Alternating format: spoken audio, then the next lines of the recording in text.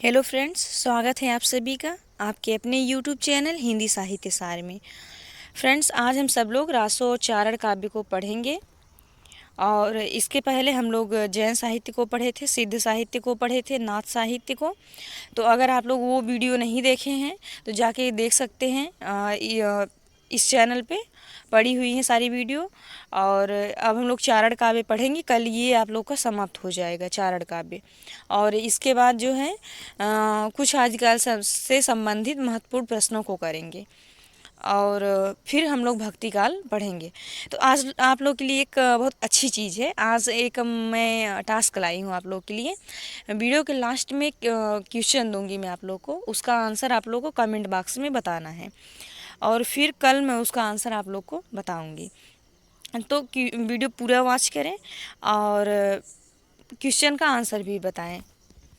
तो चलिए देर न करते हुए फटाफट से आगे बढ़ते हैं। सबसे पहले हम लोग आज दलपति विजय को पढ़ेंगे। दलपत विजय जो हैं ये खुमार रासो नामक ग्रंथ की रचना किए थे। और आप लोग को बता दें, जो चारण काव्य है ये चारण और भाट कवियों द्वारा रचा गया था, लिखा गया था। और इसमें जो है अपने राजाओं की प्रशंसा मिलती है, अपने आश्रयदाताओं की वो लोग प्रशंसा किए हैं। इसकी बहुत ज़्यादा प्रामाणिकता नहीं है। जो मतलब रासो और चारण काव्य मिलते हैं बहुत ज़्यादा प्रामाणिक नहीं है।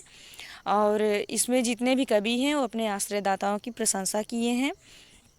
और ये लगभग इसमें जितने भी ग्रंथ हैं वो वीर रस में मिलते हैं। और चलिए फटाफट से देखते हैं। हम लोग सबसे पहले दलपत विजय के बारे में देखेंगे। तो दलपत विजय जो है खुमार रासो नामक ग्रंथ को लिखे हैं।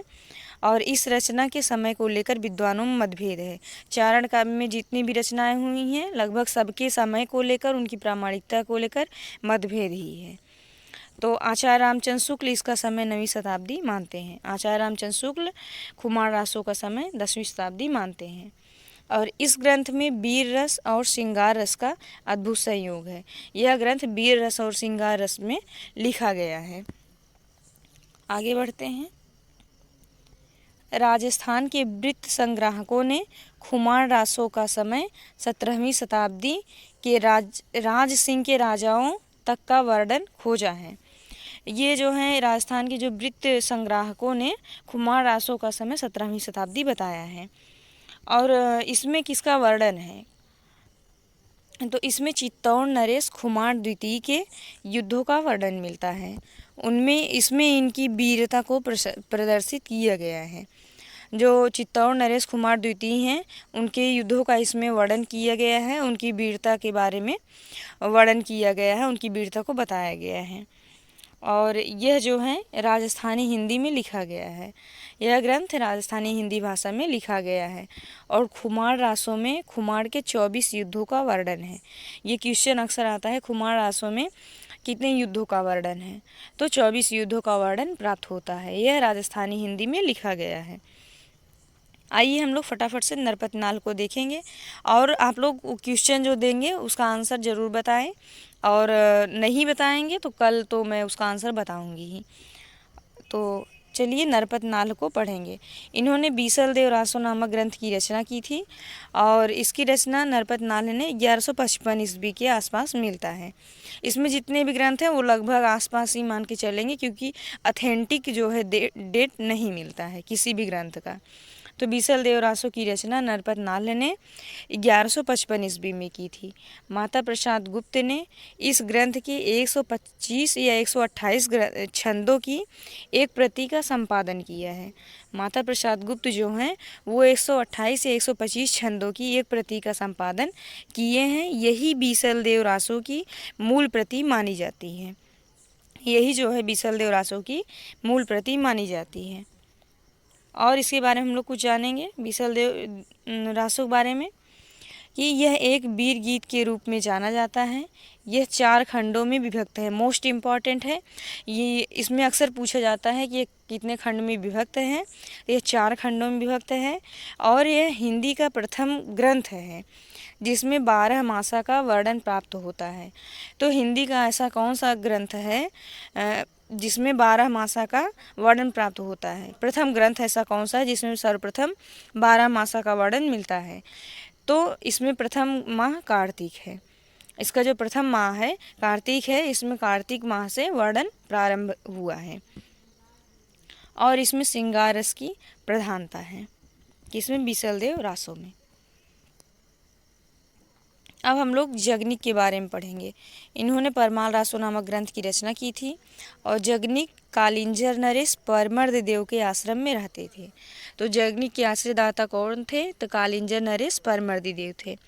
और परमाल रासो में आल्हा उदल की कथा वर्णित है।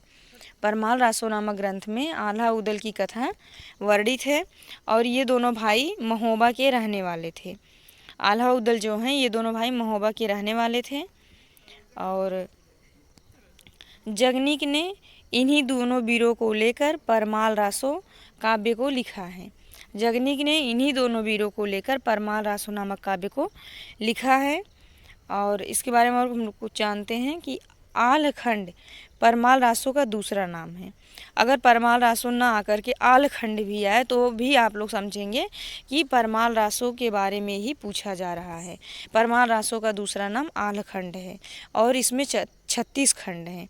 यह 36 खंडों में विभक्त है और यह जो है वर्षा ऋतु में गाया जाता है और इसके गाने वाले को अलहद कहते हैं।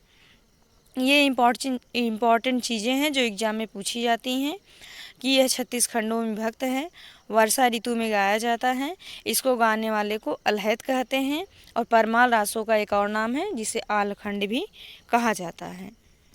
क्वेश्चन यहीं से बनते हैं और बहुत ज़्यादा मैंने इसमें कहानी नहीं लिखा है, तो आ गया आप लोग के सब्र का वो क्वेश्चन जो मैंने लिखा है। तो इसके पहले हम लोग आचार्य रामचंद्र शुक्ल की एक कथन को देखेंगे कि यह वीर गीत इतना प्रिय हुआ कि इसको गाने वाले सभी उत्तर भारत में हैं, पर इसका केंद्र बैसवाड़ है। आचार्य रामचंद्र शुक्ल ये कहना चाहते हैं कि यह इतना लोकप्रिय वीर गीत है कि इसको गाने वाले जो हैं सब उत्तर भारत में मिल जाएंगे, लेकिन इसका जो प्रमुख केंद्र है वो बैसवाड़ ही है। तो फ्रेंड्स बस आज इतना ही। तो चलिए आज आपके प्रश्न की तरफ बढ़ते हैं। क्वेश्चन है, आप लोग यहाँ देख रहे होंगे नीचे कि तज़किरा-ए-सुघराई हिंदी नामक इतिहास ग्रंथ किसने लिखा है। तज़किरा-ए-सुघराई हिंदी नामक इतिहास ग्रंथ किसने लिखा है, इसका आंसर आप सब लोग कमेंट बॉक्स में मुझे बताएंगे और मैं कल आप लोग को इसका आंसर बताऊँगी। ठीक, स्वस्थ रहिए, मस्त रहिए। जय हिंद, जय हिंदी।